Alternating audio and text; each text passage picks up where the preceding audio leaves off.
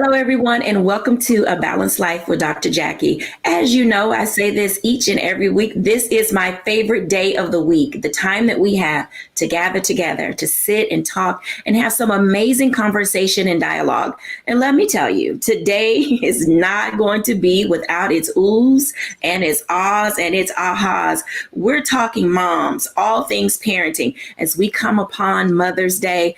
You know, I really do think about and cherish the relationship that I had with my mom. And I know, get your tissue, grab them. It's going to be a teary-eyed day for some of us. But, you know, in other moments, we'll just sit and talk and laugh because there's so many different kinds of moms. They're tiger moms. They're helicopter moms. There's will you stay out of my business moms. There's the you're too busy mom. There are just so many kinds of moms. And of course, we're going to celebrate those women in our spaces, our grandmothers, our aunties, our cousins, all of these women who are our surrogate moms. And oh, how we love them and the role that they play in each of our lives. So sit back, get ready for today's show on A Balanced Life as we talk about all things mommies.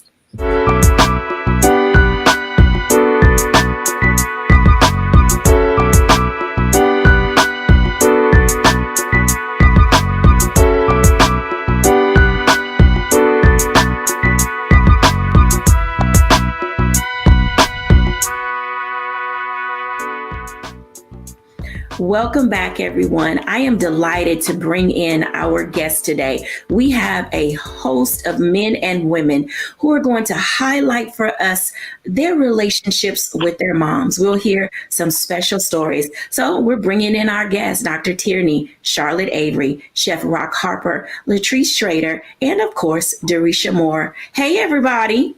Hey.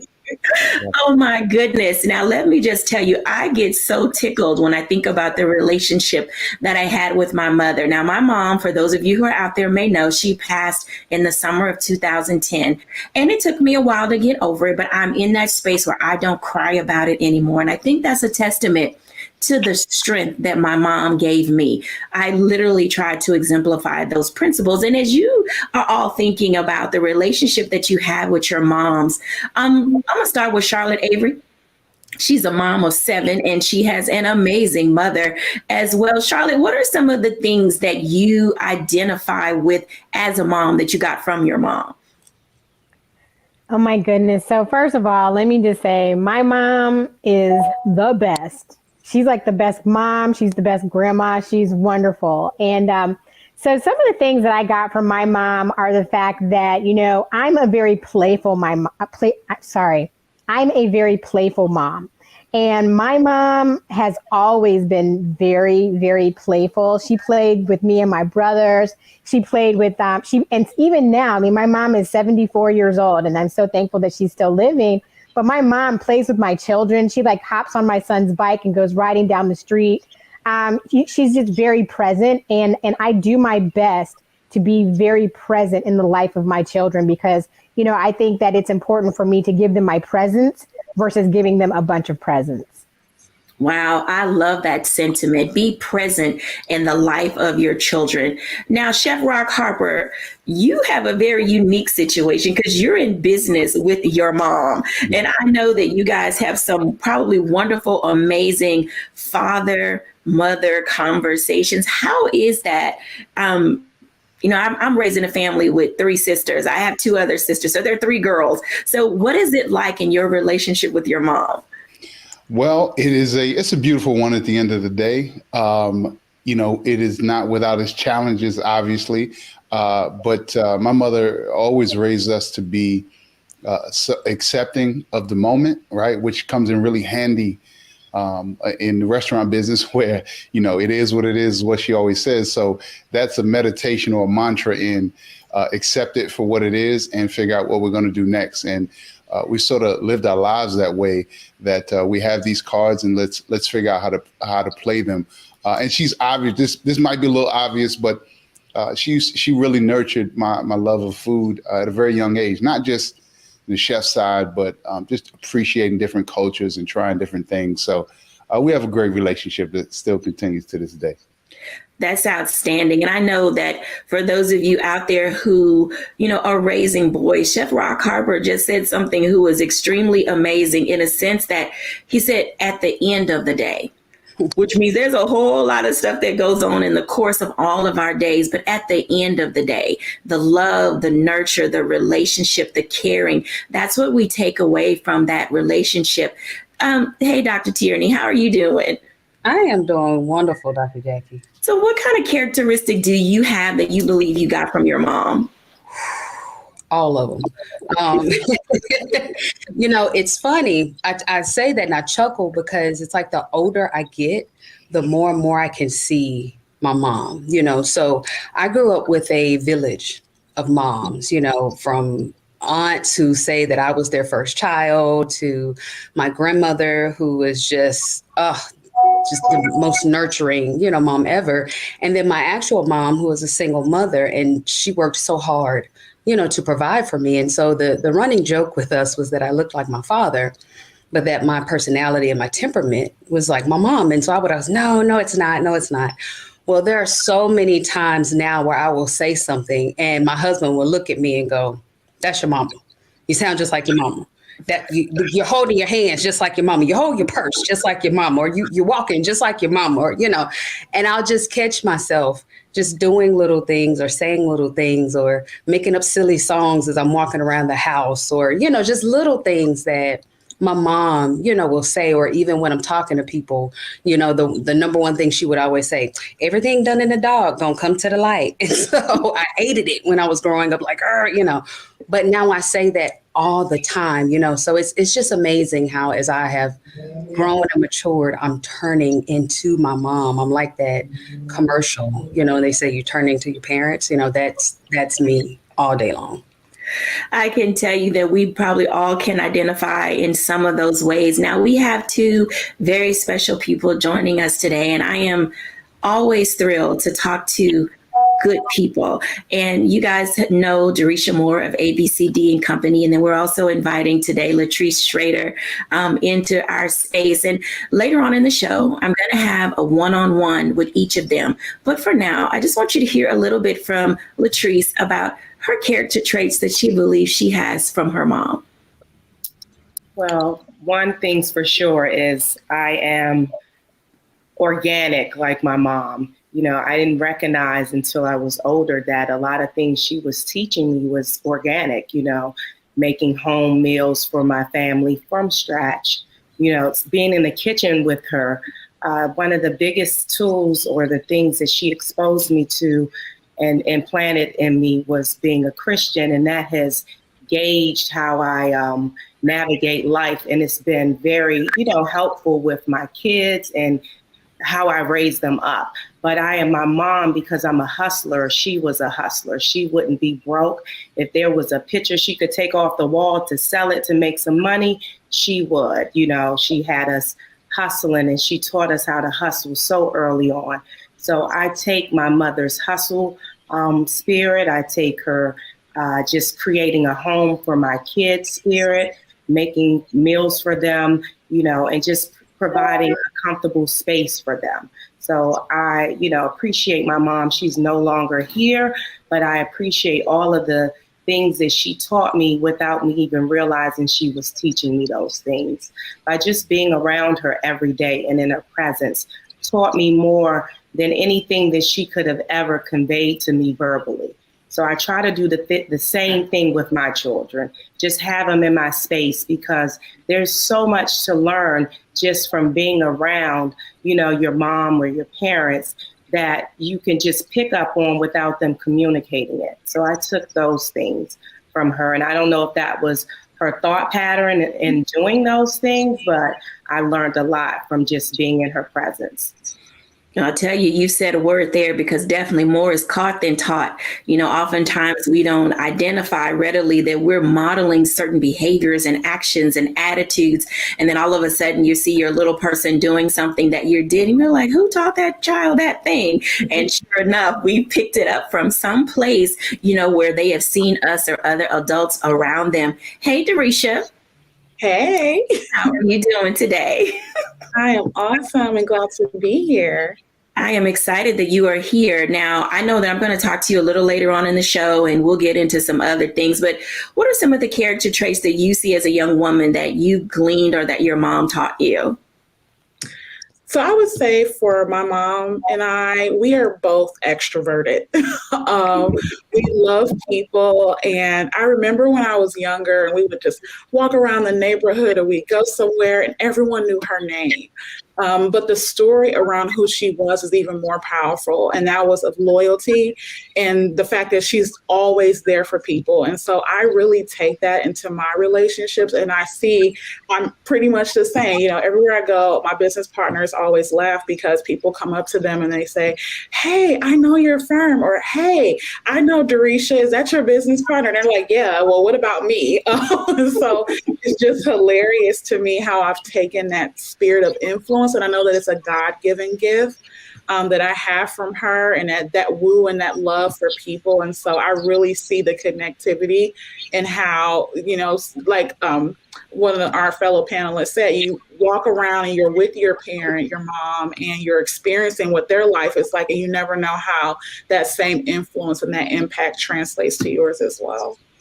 Absolutely. I hope, audience, that you are taking good notes and paying attention to what our guests have said today, because in this grand scheme of parenting, and, you know, there is no manual for motherhood. It's something that happens and then you sort of figure it out along the way. And then you learn how to take the training wheels off. When we come back after the break, I want to have a special one-on-one conversation with Latrice Strader. You're going to learn a little bit more about who she is, what she's doing in her space, and how she's navigating not only being a mom, but being a force in this world. When we're back after the break.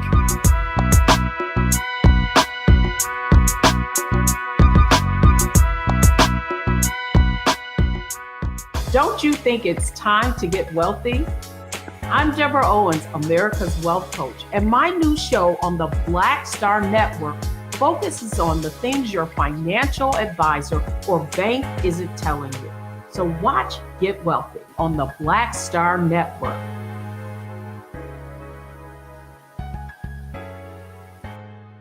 Pull up a chair, take your seat. The Black Tape with me, Dr. Greg Carr, here on the Black Star Network. Every week, we'll take a deeper dive into the world we're living in. Join the conversation only on the Black Star Network.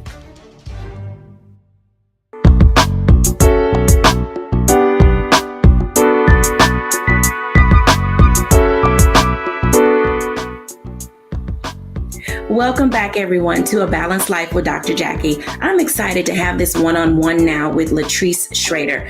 I want to bring in Latrice because, you know, I have watched this young woman turn several corners in her life. She is literally almost like a Renaissance woman. You heard her talk about in a previous segment things that she learned from her mom. And I think for a lot of us, we often don't know how to use what she called a hustle spirit. As a mom, as a businesswoman, as an entrepreneur, welcome, Latrice Strader. Thank you so much. So tell our audience a little bit about yourself. Well, I am Latrice, as she introduced. I am a hairstylist. I own my own hair salon. I run, or I have my own product line, which includes flat irons. I am a realtor. I am a momager. I do interior design. There's a whole lot to who I am, but I'm just a creative spirit. So I met Jackie from doing her hair years ago, and we just created and have a good relationship courtesy of that. Right now, what I do, I don't know exactly where you want me to flow with this, but I would like to say that I started off with the tools that have helped me, you know, create who I am as far as an entrepreneur. I'm using those same tools to help navigate my kids because I see those tools within them. They are little hustlers. They are artists of the same and a little different. So in helping with them, you have to figure out what it is. I'm going to go into a parent mode. You have to figure out the tools and the things that your kids are gifted in. And with doing that, you have to put them in a lot of different activities, right? And then from there, you figure out what they're good at if they haven't discovered it on their own. When they make that discovery, it is up to you and for you as a parent, in my opinion, to back that and to support that and to put them in the necessary classes to help aid with the development of that, because ultimately that is what their God-given talent is, and that tool or that gift is what God will use to allow for him to pull and reach other people. And it could be the smallest thing. It could be them being a singer. For example, Beyonce's a singer. She reaches so many people, right? So where we think those things are small gifts, any gift can be used for God to help with aiding and pulling people in. So where your kid may be a dancer, like one of my daughters, she can dance, she can act, one can sing, my son can draw. I don't look at those as minor things. I look at them as a huge gift that he can use to spread his word through them. And ultimately, I believe that that's what we're all here for. I am a hairstylist, and through that, seat or with that seat I stand behind, I help and I feed a lot of people through conversations. So there's no small gift. You know, a lot of clients talk to me about different things. I create time to be able to be this hairstylist and then be the mom and then sell real estate and do interior design. But again, it's creating the balance to do all of those things. But you also, as I stated, have an obligation to figure out whatever it is that you're good at, that your kids are good at. And some of us get one gift, some get multiple gifts. And when you have those multiple gifts, it's for you to create the time. And I have a schedule which allows me to wake up at 5 a.m. And during that time, from 5 to 9, it is me time. It is for me to fuel me, for me to continue to educate me, for me to read and get my workout in and do all of the things I need to do before I press play, to be the mom, to be the hairstylist, to be the real estate agent, to do the interior design stuff. So there is enough time. You just have to create a schedule to do these things.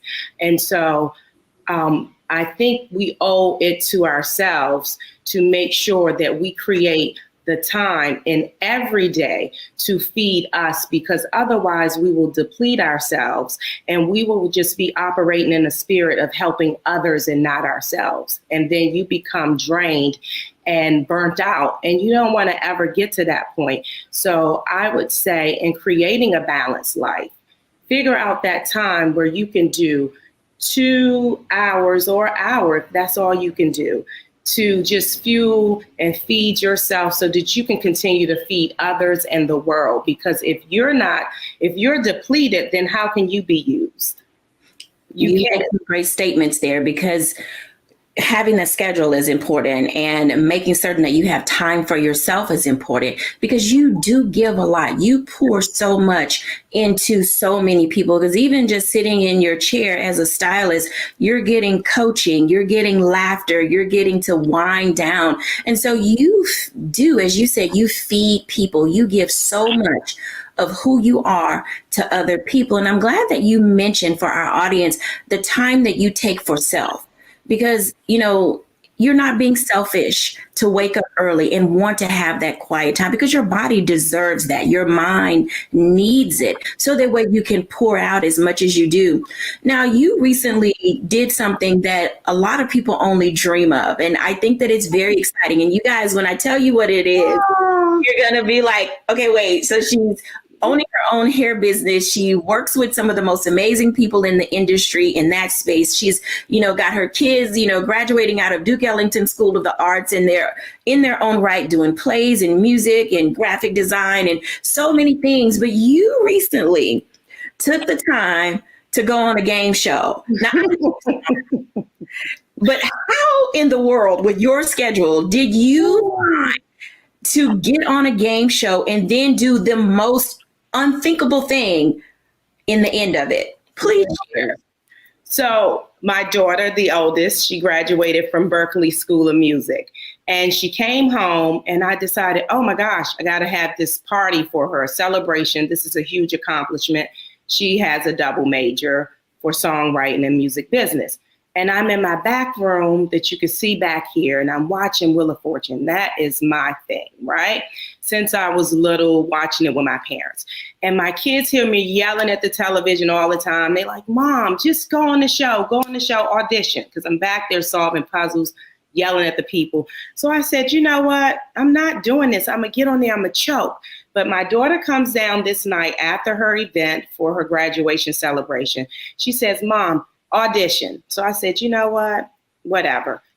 Shortly after she said that, Pat came on and he said, now easier than ever to audition for Wheel of Fortune.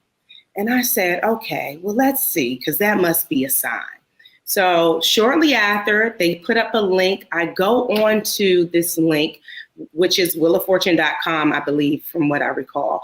And when I clicked on it this time, it was easier to actually navigate and figure out how to get on the show because I had checked prior. So when I looked, it said do a minute video. It said do the application. So I do this video with Snapchat because it put the filter on me, right? So I didn't have to get up and put any makeup on. It just didn't give me an excuse to not do it. So I recorded, I stopped at a minute, like spot on.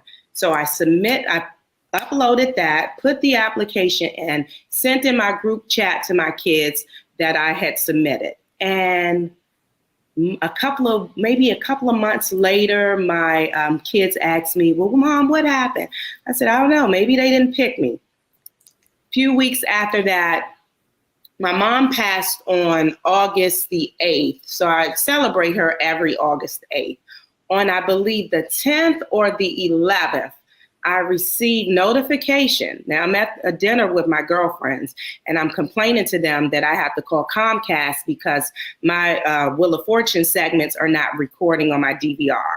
So they think it's not that serious, but it's that big of a deal for me. The next day, which I believe is the 11th, I received an email stating that I had a Zoom audition for Wheel of Fortune. Congratulations. And I'm like, oh my gosh, wait a minute. They have selected me. I'm not out the window, right? I'm not out the loop. So I had that audition maybe 2 weeks prior, and it was an audition actually with another potential contestant, and we saw puzzles. We went in separate rooms. We had to do puzzles on our own. And from there, maybe a couple of weeks after that, I was selected, which was shocking for me because now I have to face all of these fears of, oh my gosh, if you get on there, you may choke, because I've seen people do it. And I know that they have to know these things and they're doing well at home, but it's the pressure of going on the show. So now I get this opportunity to go, and it's Secret Santa week. And I'm like, oh my gosh, that's a big week. So whatever I win on this show, a contestant can win, because now it's more pressure. I'm like, oh my gosh, I don't want to get the consolation prize of $1,000. So Latrice, you got to bring your A game because you want someone else to be blessed at home. So I get the date, I fly out. With all the COVID stuff, it's a little extra stressful because you have to get the test to get out out of DC. Honestly, they wanted to make sure I didn't have COVID. Took it once I got there the day before the show. Now it's the morning of, but let me not speed past this portion. The day I took my COVID test for the show in LA, I met a lady named Peggy. My mom's nickname is Peggy. And for some reason, I was like, oh my gosh, this is like my mom being right here with me. And me and this lady, we kicked it off, and she brought me some comfort for some reason. And we talked, and in her conversation, I was unsure if I was going to go walk that day or if I was going to go back to the room and study and get more prepared, because I was nervous. I was so nervous. I've never been that nervous in my life. I was eating Tums. I've never eaten Tums. Went through a bottle of them in like 4 days because my stomach was flipping, and I thought that, I thought maybe I was lactose or something. I said, maybe it's the milk. I couldn't figure it out. But all along, it was the whole being selected for this show. So now that I'm on the show, it's the morning of, and I'm like, you got to do this, because all of the encouragement and all of the pushing and the backing that I have done for my kids, I couldn't be the one that backed out, right? And now my kids are rallying for me the way I rally for them. They're sending me text messages, Mom, you can do this, you got this, because they know I'm nervous, right? And I'm sitting there the whole time, like, you got to do this, because you got to show your kids that when the big stage and when those opportunities come, you have to be prepared. You have to face it, head on, and just go with it. And at the end of the day, I had to tell myself, God did not bring me here to embarrass me in front of a bunch of people, or to, not get the glory out of my presence of being here, because I'm this local, regular DC girl, come from DC public school. I've had some great highlights. I've, with my business and different things like that. But I'm like, out of all the people, and these people are talking in the waiting area about how long it took for them to get on the show. So I'm like, this is a blessing. There's a reason you're here, Latrice. So I go on, and I said, it's game on. It's nothing you could do. You just gotta trust it, and you have to just keep yourself calm. And I did it. They said, action. And I started getting comfortable, and I was, did a couple of toss-ups and solved the first 2. And then it's time to spin, and I bankrupt 3 times, which is throwing me off. So, and I'm so competitive. So now I have to still stay in faith, because I have to know that I already see myself in the winner's round. So in order for you to get there, you have to continue to pursue at a level of, I know that I'm supposed to be at the bonus round. And I kept going and kept going. And here we come. Here's the prize puzzle.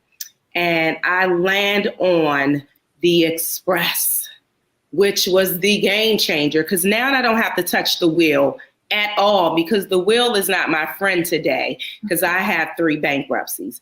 And I totaled up maybe an extra $13,000 just for the letters and solving.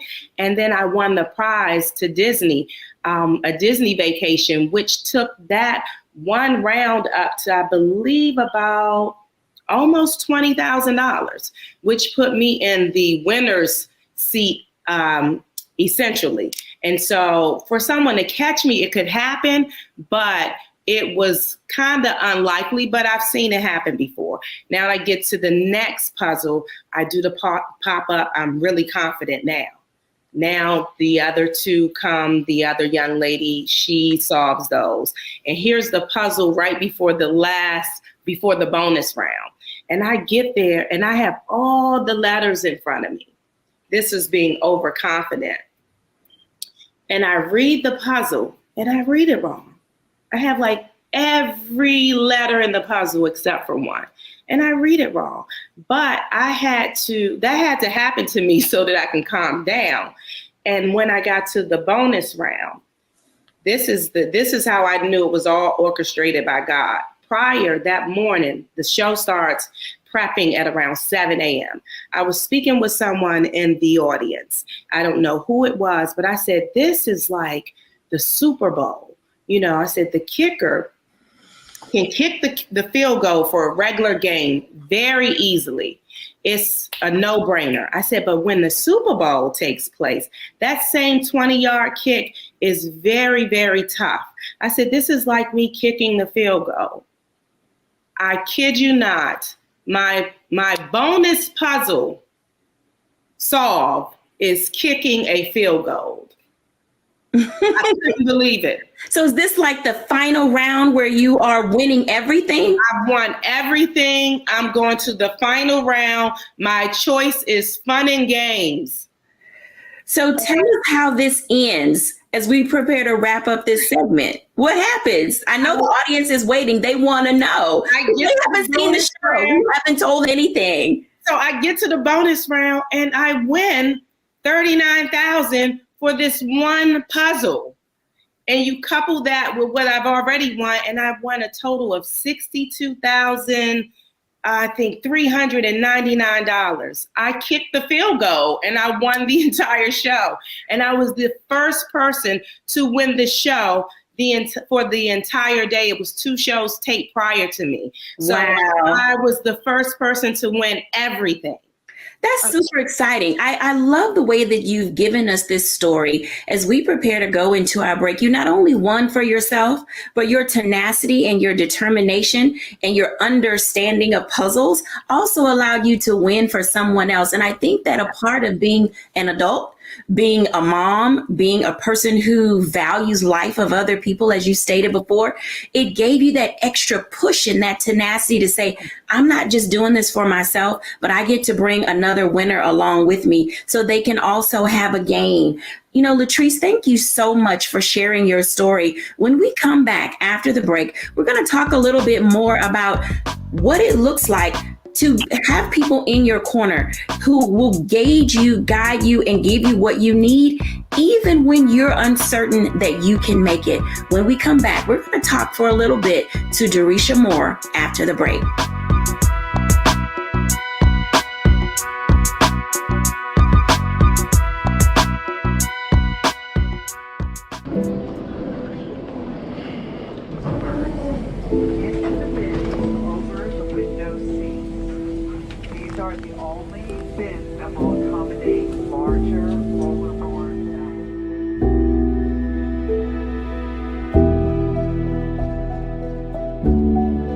Put 10 in here? 10, and you don't come out till you die. And you eat him, you eat 10. Oh my God.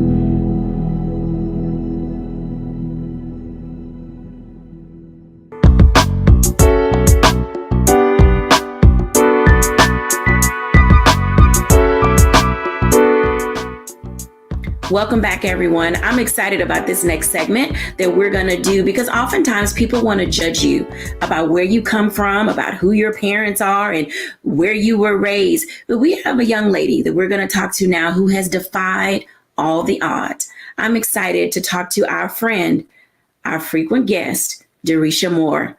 Hi, Derisha. Hey, hey. Let me just say, I'm very comfortable with the fact that you are comfortable with the questions that I'm going to ask you. Yep. Because you have a story that many people would have counted you out simply because of who your mom is.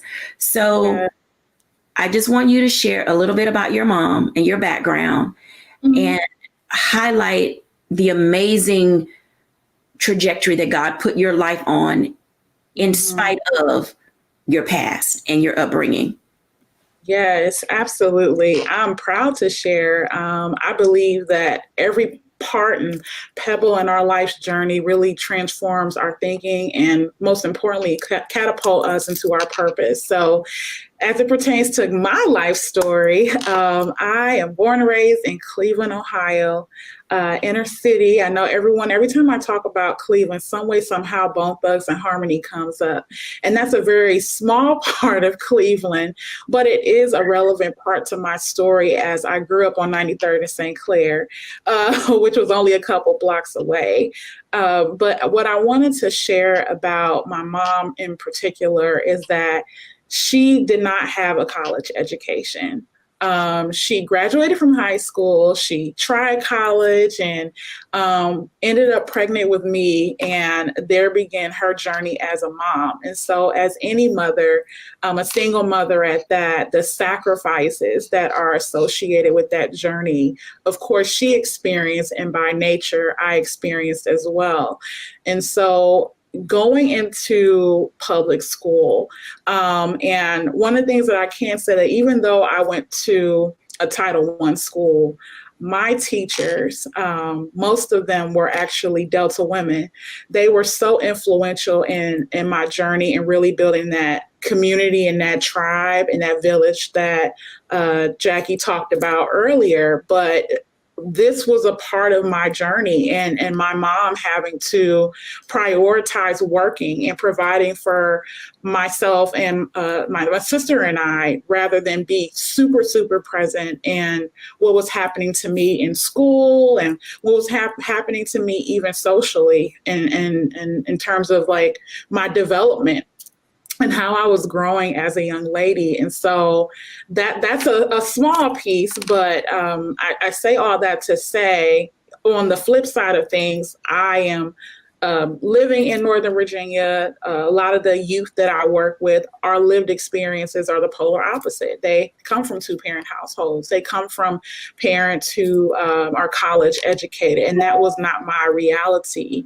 But my mom, she made the necessary sacrifices for me to be here. And I think one of the things that really is powerful is that she allowed, within reason, and people that she trusted, surrogate moms, aunties. My aunts played a huge role in my life. I come from a background of very strong women, my grandmother. And so although my mom could not always be present, there was always someone there to be there and support me along the way. Support is extremely important when you're growing up in the inner city. And I know that our audience will be like, that's not so unique. You know, we all have something in our past or in our background, but it's those unique challenges that, you know, we always talk about this nurture versus nature. And so when we talk about these things, oftentimes your environment can be the hindrance to your progress. Can you speak to our audience, to those parents who are raising children in less than comfortable situations, who can say, you know, Theresia, you're a Gates Millennial Scholar. Now, coming out of inner city Cleveland, people are like, how in the world did this young woman, you know, from that side of the track, if you will, get into a space of being able to be academically sound, professionally developed? How do you balance the nurture versus nature aspects of your life? Ooh, that's a deep question. It's a deep question because the nature, the genetic sides of things can totally sometimes be barriers, so you think. You know, being in an environment where I am a first generation college student, being in an environment where I did see the crime, I did see the drugs, I did see the violence, that combination of the nature and just genetically what you're engaged with on a day-to-day basis, and then what you're around and what is nurturing you, because, you know, regardless of how much sometimes parents try to protect the very nature or nurture of an environment can have an adverse effect. But I'm grateful, because one of the things that I will say is that balance approach was knowing that allowing others to mother my child, I'm speaking, you know, in the language of my mom, allowing others to step in doesn't take anything from me. I think a lot of times as parents, there is this protectiveness in it, as it should be. And I will say, I do not have any children. I aspire to be a mother, but what I see even as a mentor, and I'm speaking, I think, from that lens, is that there is oftentimes this tension with, you know, at the end of the day, I'm their parent.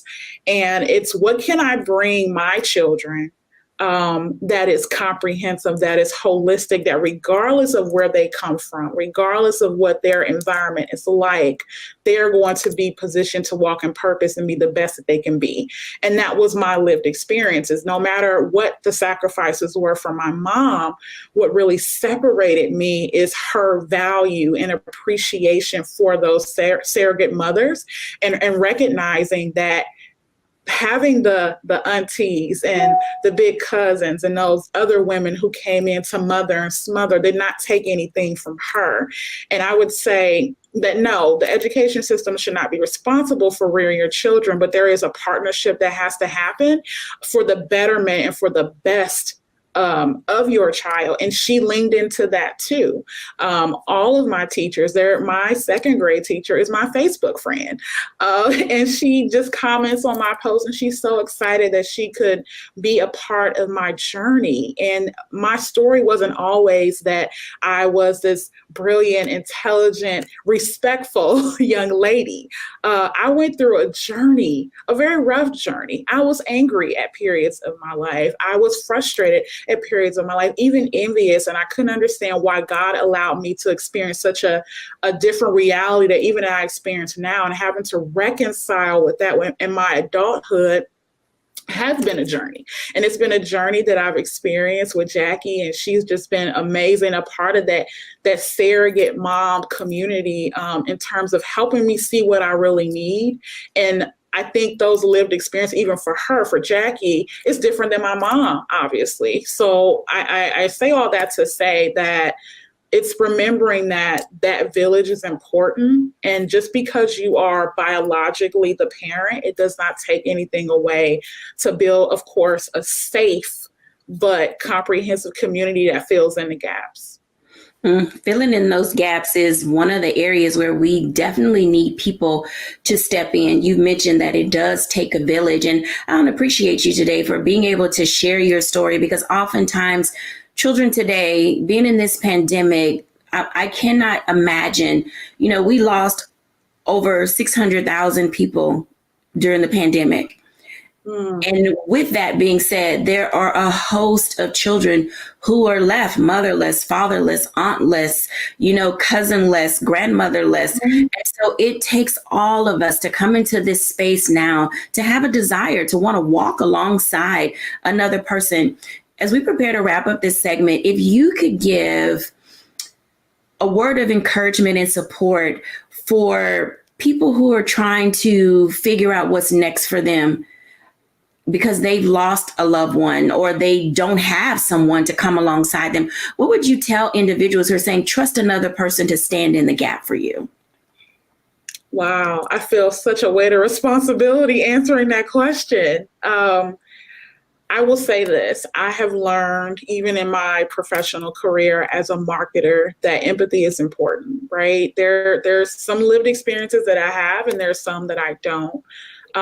Fortunately, God allowed every single person who I've been on this journey with to still be here post-pandemic. But what I will say for those who don't have that reality is to process and deal with the grief and the loss of losing that trusted guidance and that light that was there for you. But also identify what it is that you really need, and start to open yourself up to the possibility of what that could look like as you grow and you emerge. Because one thing I do know, and not to make this a ministry moment, but I do believe that God is always preparing you for your next, and he knows the end from the beginning. And so when you lose someone, although it's painful and although it's rough, he always gives you what you need for the season that you're in. And that has been something that I have experienced, maybe not so much in the loss part, but, we grieve relationships that no longer exist anymore. And so although I have not lost someone physically, there have been seasons where people that I was close to no longer is the case. And so I would say process. Don't be afraid to take that time to really reconcile with what has taken place, but then also open yourself up to the possibility and dig into the self-awareness efforts that are needed to identify what you need, and be open to how God sends that and not to replace what was lost, but to help you in that season. Because each season we should grow, we should evolve, we should change. And I believe firmly that whatever it is that you need in that mentorship and that motherhood and whatever that looks like, if it's an aunt, it's a mentor, it's a spiritual mom, whatever is needed, that mother and that smother is waiting to help you in whatever it is that you need in this journey. Thank you for sharing that. I want to bring in the entire group if we can, because both Latrice and Jerisha have raised some interesting points as it relates to people standing in the gap for other people. And I know that both Charlotte and Dr. Tierney have 1,000 things to say when it comes to standing in the gap for other people. Charlotte Avery. So first of all, I wish I had had a Kleenex or something next to me, because hearing them was just so powerful. Everything that Latrice said, everything that Jerisha said. And one thing that Jerisha said that really, really spoke to me as a woman, but also as a mother, is that, the village is so very, very important. And, I've always known that, but even going through the pandemic, and dealing with some major turning points in my life during the pandemic, it taught me how important that village is. And one thing that Jerisha said that really spoke to me is that, everybody in the village has their role.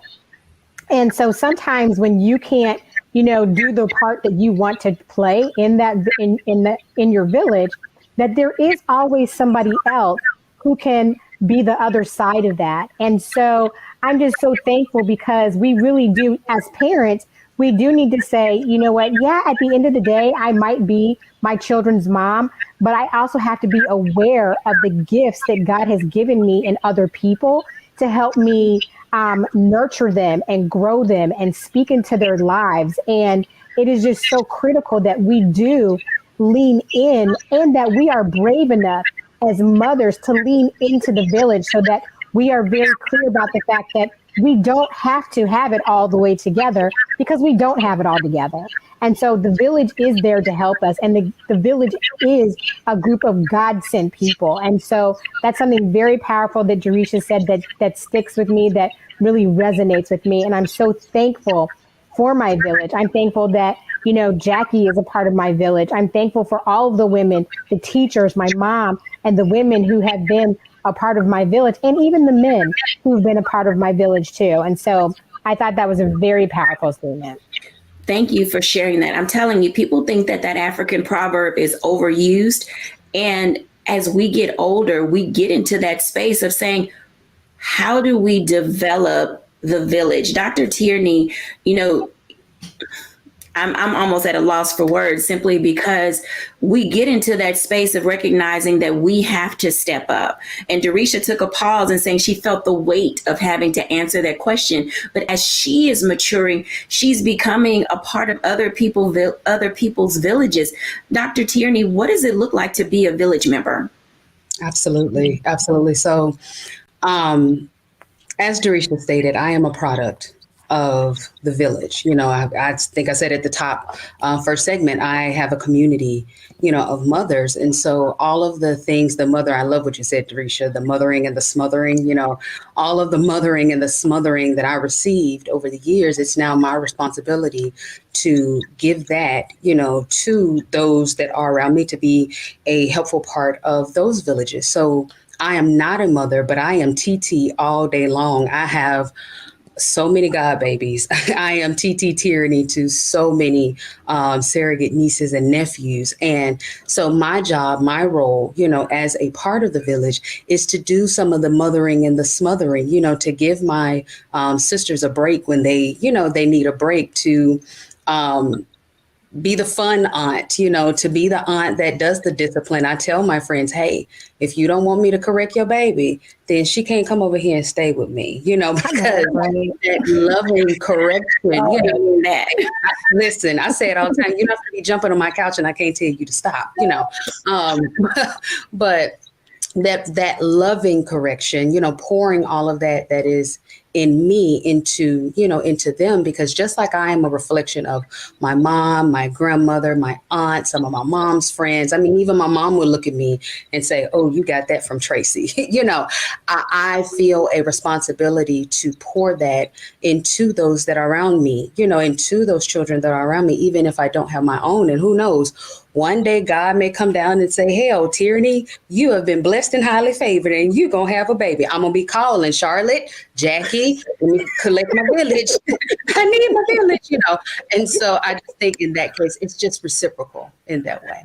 Absolutely. I know that we're going to go to a break in a moment. I'm going to do my reflection at the end, but I need to ask Chef Rock, because for some of us, our grandmothers are no longer here, but you have a special relationship with the women in your life, and your grandmother is still with us, yes?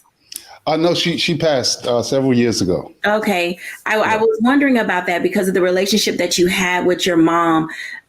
In that relationship that you had with your grandmother, how has she impacted you, or her life impacted you? Well, one of the things, as I'm just benefiting from all of this wisdom being shared today, and I've been blessed to have so many different mothers and to have been raised by a village in my life. And I'm grateful. That's one of the wonderful things about my mother, is that she did lean on the village and continues to do so today, even when I ask her to not pick up the phone. But one of the things that I wanted to point out that, talking about the village, my father died when I was very young, maybe around 4 or 5 years old. So my biological father was not there. And as I said earlier, the mantra is what it is, like full acceptance. And one of the things that I've come to appreciate more and more every year is that my mother never tried to be a father. She definitely was and is, strong and a hustler and held the family down for many years and put us through college. As a father, I'm just like, how did you do that? But she would put, whether it be deacons at church or people, uncles, she would put men in my life. And she told me, in no uncertain terms, that I'm not a man, and there's certain things that I need you to learn from men. So speaking about the village, I think that it goes. That is something that is truly phenomenal about my mother, is that she realized that there was something, as great as she was, there was something she could not give me. And she worked her best and did her best to put that in my life. And I'm grateful for it. Thank you, everyone, for sharing today your thoughts and tips. I know that our audience, when they watch this segment, as we, talk about what it means to have people in our life and in our space, we're celebrating moms, and when we come back after the break, I'm going to do my reflection and then wrap things up just a bit so that we can literally see how we are engaging everything that we need to do day to day. Today has been no shortage of an opportunity for us to gain tips and wisdom from not only our guests, but those to come. When we come back after the break, I'll share my reflections.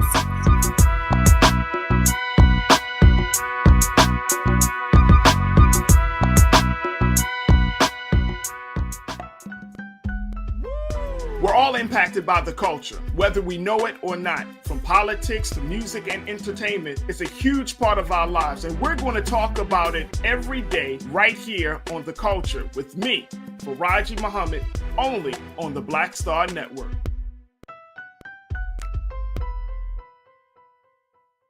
It's time to be smart. Roland Martin's doing this every day. Oh, no punches! Thank you, Roland Martin, for always giving voice to the issues. Look for Roland Martin in the whirlwind, to quote Marcus Garvey again. The video looks phenomenal, so I'm really excited to see it on my big screen. Support this man, Black Media. He makes sure that our stories are told. See, this difference between Black Star Network and Black-owned media and something like CNN. I got to defer to the brilliance of Dr. Carr and to the brilliance of the Black Star Network. I am rolling with Roland all the way. Honored to be on a show that you own. A black man owns the show. Folks, Black Star Network is here. I'm real revolutionary right now. Roland was amazing on that. Stay black. I love y'all. I can't commend you enough about this platform that you've created for us to be able to share who we are, what we're doing in the world, and the impact that we're having. Let's be smart. Bring your eyeballs home. You can't be Black-owned media and be scared. You dig?